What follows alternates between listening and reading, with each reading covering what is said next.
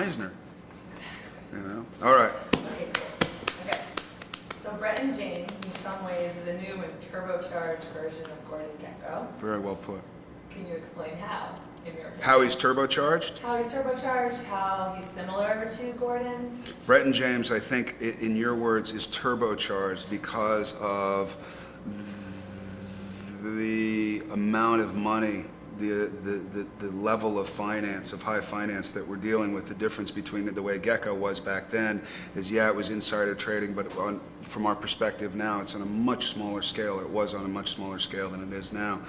You're dealing with a bigger gap between devastation and billionaires, you know, and meeting with billionaires. What was interesting for me to research was to be able to find out how these guys, it's almost like politicians, how they start wanting to change the world, and they're very sociologically minded, and then they get into politics and they realize they're in, you know, corruption and give and take and all this kind of stuff, and you get lost in that labyrinth.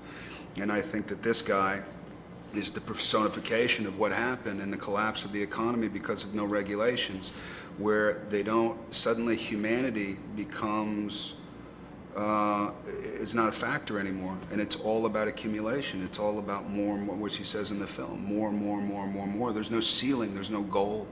It's just how to accumulate more, no matter the devastation of what it's creating.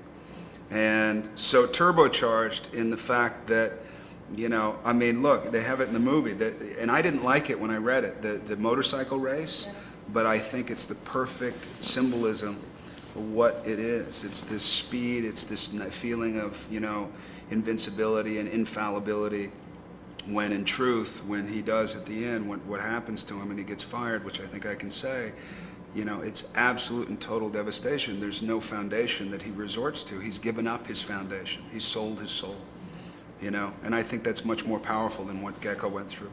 Gekko in the first film went through, you know, it's like insider trading. You did some bad things, you got caught, and you went to jail. And there's some resentment because people are looking out for their own self-interest, so therefore you get ratted out. This is much bigger. This deals with every decision is a global, it has an effect on the global economy, you know. Yeah. Personified. Yeah. So you've worked with Oliver Stone recently in W. Can you explain your collaborative process with Oliver? What makes him a filmmaker you want to work with? You wanted to work with him again? I feel like I was in a blackout during that film. When I think back on it, it seems more like a dream than a reality. I was like, have I worked with Oliver again? I think I only did Wall Street. That's it.